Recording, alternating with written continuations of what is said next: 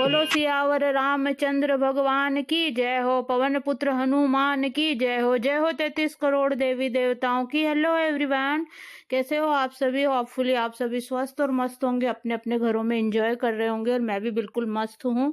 और weight loss journey अभी चल रही है। मैंने 17 किलो वेट लॉस किया है, वो सभी आपके सामने है। 32 बार का जो फार्मूला है वो बहुत ही चौंकाने वाला है। उसका रिजल्ट सब आपके सामने है। मैंने सारी क्लिप फर्स्ट में ही जोड़ दी है कि इसका रिजल्ट बहुत ही चौंकाने वाला है, और 32 बार के फार्मूले का। और मेरा वजन था 82 किलो और अभी है 65 केजी।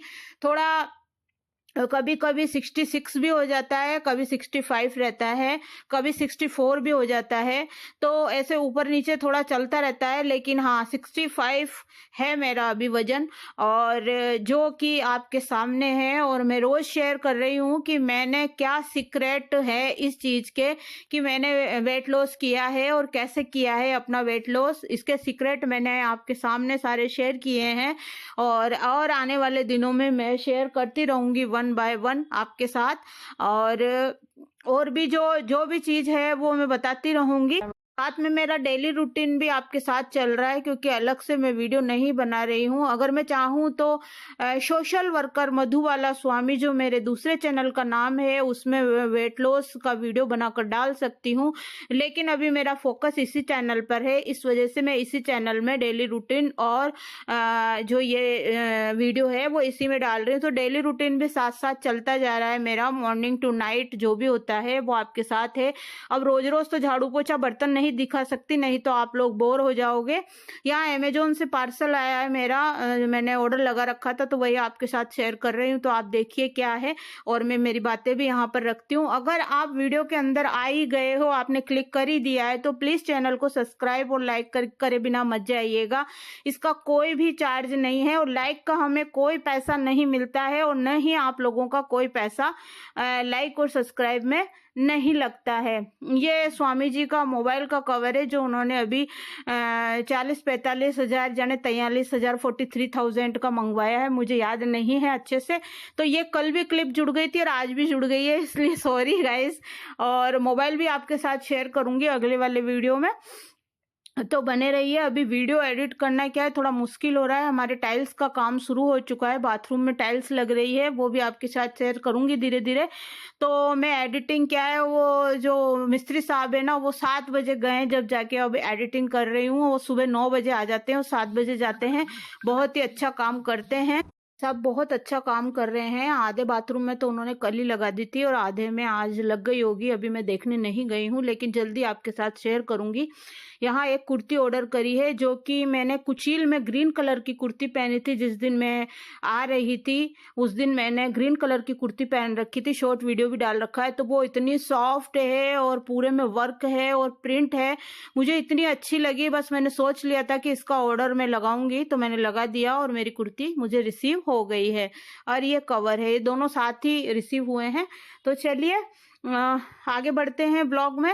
और प्लीज़ आप अपने फ्रेंड्स, फैमिली, रिलेटिव में मेरे चैनल के लिंक को शेयर कीजिएगा। इंस्टाग्राम, ट्विटर, फेसबुक और व्हाट्सएप ग्रुप में मेरे चैनल के लिंक को शेयर कीजिएगा।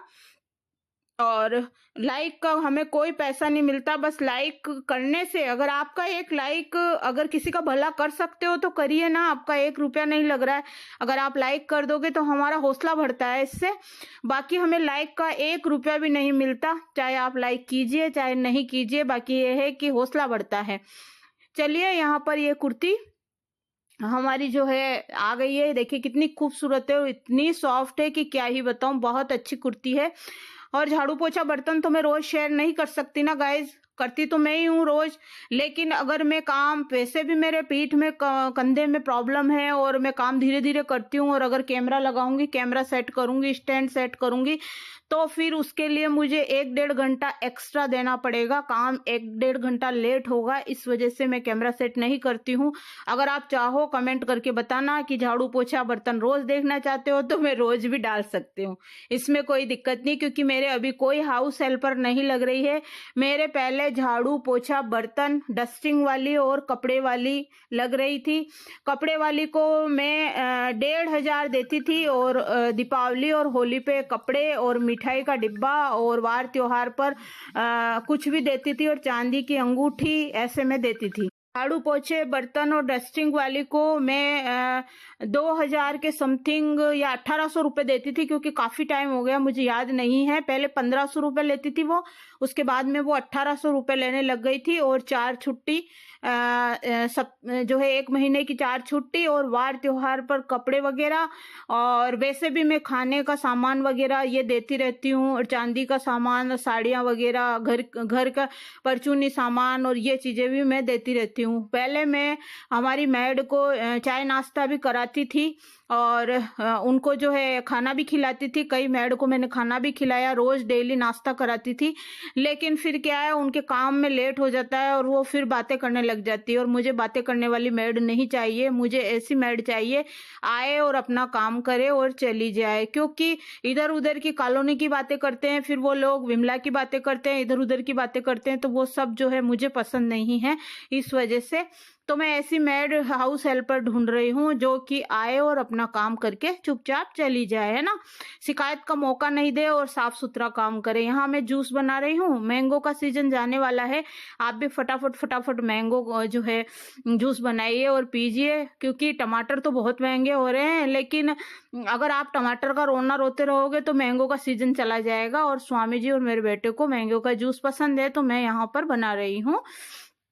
और गाइज जो वेट लॉस जर्नी आपके साथ शेयर कर रही हूँ, तो आज ज़्यादा कुछ नहीं, इतना शेयर करा है मैंने। आप सुबह गुनगुने पानी में नींबू निचोड़ के पीजिए और चबा चबा के खाना खाइए, और सैलेड ज़्यादा खाइए, और सैलेड के साथ साथ दही छाछ लीजिए। लेकिन शाम को दही छाछ का उपयोग बिल्कुल भी मत कीजिए, क्योंकि इसका जो रिजल्ट है, उसका परिणाम है जो बहुत ही उल्टा निकलेगा। आयुर्वेद के अनुसार अगर शाम को दही छाछ का उपयोग किया जाता है तो वो फायदे की बजाय और नुकसानदायक होता है। बारिश का मौसम है, पकोड़े बनाइए, आलू बड़े बनाइए और पकोड़े बनाइए मिर्ची आलू प्याज के, और क्या कहना, चीले बनाइए बेसन के, और सूजी का भी बना सकते हो आप, और उसमें सारी सब्जियां डाल सकते हो आप, नहीं तो आप प्याज टमाटर और ये ही डाल के बना सकते हो।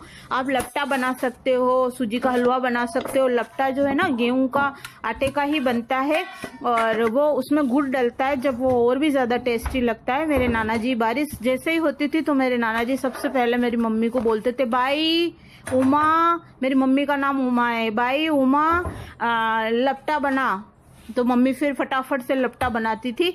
अब वो वाली बात नहीं रही, नाना जी रहे नहीं, तो मम्मी भी मीठा कम बनाती है, क्योंकि मेरा भाई भी मीठा नहीं खाता है। जो मेरा भाई है, मेरे भाई का नाम है योगेश, और वैसे निक नेम है बंटी। तो हम लोग, मैं तो बंटी भाई बोलती हूँ, बंटी बोलती हूँ, मेरे से छोटा है, भाई नहीं बोलती हूँ, आपके सामने भाई बोल रही हूँ। बाकी उसको समाज में सभी जने योगेश के नाम से जानते हैं, और उसको भी मीठा बिल्कुल पसंद नहीं है। तो मम्मी को भी डायबिटीज है, और फिर वो बनाती भी नहीं है। और इस बार जूस भी उन्होंने बहुत कम बनाया, मैंगो जूस, क्योंकि नाना जी बिना जूस के रोटी नहीं खाते थे। डेली उनको जूस चाहिए होता था, नाना जी को मैंगो का जूस डेली, एक दिन का भी नागा नहीं होना। नागा मतलब एक दिन भी ऐसा नहीं जाता था कि जूस ना बने, और नाना जी उस जूस से रोटी खाते थे। तो मम्मी क्या है, बनाती है ना, तो नाना जी की याद आती है मम्मी को, तो इसलिए मम्मी फिर मैंगो का जूस नहीं बनाती है। और वही देखो, बातों में बात निकलती है, और कहाँ तक बात आ गई नाना जी तक। आई मिस यू नाना जी, I love you so much नाना जी, I miss you, really very miss you. मैं नाना जी से बहुत प्यार करती थी। बस ये यहाँ पर थाली सर्व कर दी है। ऐसे बोला जाता है कि सबसे पहले खाना आंखों से खाया जाता है ना। अगर आप एक सुगढ़ गृहिणी हो, मेरे कुकर की सीटी आ गई गाइस, मैंने दाल चढ़ा रखी है कुकर की सीटी आ गई, सॉरी। अगर आप सुगढ़ गृहिणी हो और आप में संस्कार हैं, तो आप थाली परोस के ही, थाली सर्व करके ही खाना दोगे। और अगर आप गंवार टाइप के हो और आप में बिल्कुल तमीज नहीं है, बिल्कुल संस्कार नहीं है, आपकी माँ ने आपको बिल्कुल संस्कार नहीं सिखाया है, क्योंकि माँ की छाया होती है बेटी, माँ की परछाई होती है बेटी। तो माँ जैसा करती है वैसा ही बेटियां सीखती है। तो अगर आप ससुराल और पियर का नाम रोशन करना चाहते हो तो थाली को अच्छे से सजाकर फिर किसी के सामने प्रस्तुत कीजिए, फिर किसी को खाना परोस कर अच्छे से और फिर दीजिए। देखिए उनको जहाँ वो 2 रोटी खाएंगे वहाँ 3 खाएंगे, जहाँ 1 रोटी खाएंगे वहाँ 2 रोटी खाएंगे, क्योंकि दिखने में थाली जितनी सुंदर लगेगी उनकी भूख और दुगनी तिगुनी हो जाएगी, है ना। सबसे पहले इंसान आंखों से खाना खाता है, आंखों से मतलब पहले उसको सुंदर दिखना चाहिए। आपको थाली डेकोरेट करके अच्छे से सजा के, जरूरी नहीं है आप बहुत सारी चीजें बनाओ, लेकिन जितनी भी बनाओ, ऐसे कई घरों में मैंने देखा है कि बड़ी बड़ी थालियां ले लेते हैं, बड़ा सा कटोरा ले लेंगे और उसमें थोड़ी सी सब्जी रख देंगे और रोटी रख देंगे, या फिर हाथ में रोटी ले जाके हाथ में तोड़ तोड़ के खाते हैं, जैसे गंवार होते हैं ना वैसे। कई घरों में मैंने देखा है कि आधी रोटी ले ली, फिर आधी रोटी तोड़ने के लिए ऐसे हाथ से तोड़ेंगे, उठा के ले जाएंगे, हाथ में रोटी ले जाते हैं, घी टपकता हुआ जाता है। तो भाई आप संस्कार दीजिए अपनी बहुओं को और बेटियों को। अगर बहुओं को नहीं आता है तो सिखाइए, सासू माँ सिखाने का प्रयास करे कृपया, ताकि दो घरों का वो नाम रोशन करे और थोड़ी तमीज भी आए, थोड़ा संस्कार आए। क्योंकि देखिए इससे क्या है एक सभ्यता झलकती है और भूख भी ज्यादा दुगनी तिगनी हो जाती है। इससे संस्कार का पता चलता है कि, और घर का पता चलता है कि कैसे घर की ये लेडीज है, सुगढ़ है एकदम और संस्कारी है। इसलिए थाली को हमेशा डेकोरेट करके और अच्छे से तरीके से अच्छे से खाना चाहिए। इससे ही पता चलता है कि आप कितने सुगढ़ हो, है ना। तो मेरा तो यही मानना है। और मुझे जिस घर में थाली परोस के नहीं खाया जाता ना, मुझे ऐसे लगता है यार इस लेडीज को कुछ तमीज नहीं है, घर कैसे चलाती होगी। देखिए अपना अपना सोचने का तरीका है, नजरिया है, लेकिन मैं और मेरी मम्मी और मेरे नाना जी की सोच एक जैसी है। हम लोग जो है थाली को अच्छे से परोस के और फिर खाना खाते हैं, देखने में भी सुंदर लगती है, भूख दुगनी तिगुनी हो जाती है और इससे संस्कार और माँ के बारे में पता चलता है। अगर आप माँ की परछाई हो, और इससे क्या है उंगली माँ पे उठती है। अगर कोई बहू नहीं बनाएगी, अच्छे से नहीं परोसेगी, तो उंगली माँ पे उठती है कि कुछ भी नहीं सिखाया, तमीज नहीं है इसमें तो। है ना। और एक जो है फोन मेरे पास बार बार आके मुझे परेशान किया जा रहा है, मैंने पाबंद करा दिया। तो उस लेडीज ने खुद ने तो फोन नहीं किया, लेकिन रिश्तेदारों के द्वारा मुझे फोन करवाई जा रही है। वैसे बता दूं कि वो फोन क्या है, मेरे पियर में भी बहुत ज्यादा परेशान किया जा रहा है फोन कर करके, तो वहां तो पाबंद कर दिया गया है। थाने वालों ने मुझे बोला है कि अगर फोन चला जाए या उनके परिवार का एक बंदा भी आपके पीहर की सड़क पे या गांव में एंटर हो जाए तो मुझे आप फोन कर देना, मैं थाने में डाल दूंगा। ये मुझे बोला गया है, मैंने पाबंद करा दिया है।